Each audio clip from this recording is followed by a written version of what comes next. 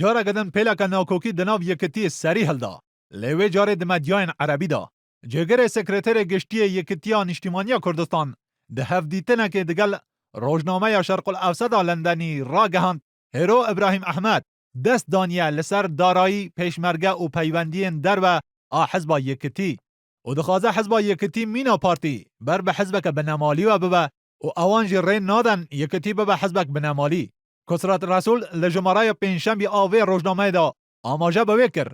دمک دا کنه جلال طالبانی ساغه لهیرو ابراهیم احمد خووکو سکرتر یکتی نشان داده و دست دانیه لسر دارایی آوه حزبه دبشک دنیا و هفدیتنه که روزنامه‌وان عراقی معد فیاض انجام دایه کسرت رسول دبیجه جبر شر لدجی داعشی و ناکوکین دگل پارتی و تفگرا گوران دنهادا نشن و نکارن کنگره لدار بخن او آخفتنن جگر سکرتر گشتی یکتی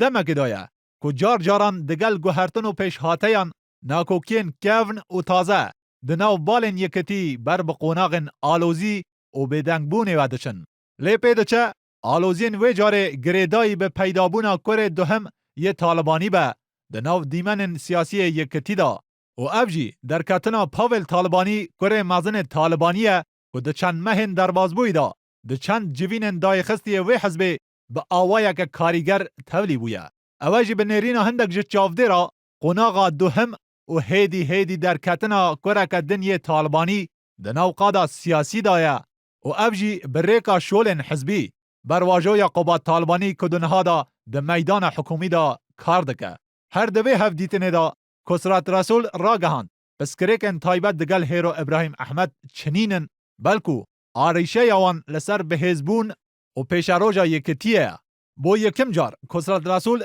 ده خویا کرن کدنها یکتی دا بالک جدا هیا افجی بال کسرت رسول و برهم صالح جعالیه که و بال هیرو ابراهیم احمد جعالیه که دن کسرت رسول هر وسا اواجی گوت اف دسلاتا کنه هیا بریکا کنگره دانه و تنه کنگره دکاره لیور بگری بنیرین هندک جه چافده را هاتنا درنگ وقت آکور طالبانی جبوی نو قادا سیاسی یکتیا نشتیمانیا کردستان حولو بزاوا بیدنگ جعالی هیرو ابراهیم احمد به جبوی پارواکرنا حکومت و حزب یکتی لسر هر دو کرن طالبانی دا رنگ صدام و گازنده یا تند کسرت رسول علی جگر سکرتر یکتی جهیرو ابراهیم احمد و تهمت بار کرنا و با آوایا که شول کرنا بنمالی لبر و با کناوبری مینا هفجینا طالبانی شول جبوی میرادگریا باشا دسلاتا حزبی و حکومی یکتی دکه لسر هر دو کرن خودا هر دوی هفدیتنه دا کسرت رسول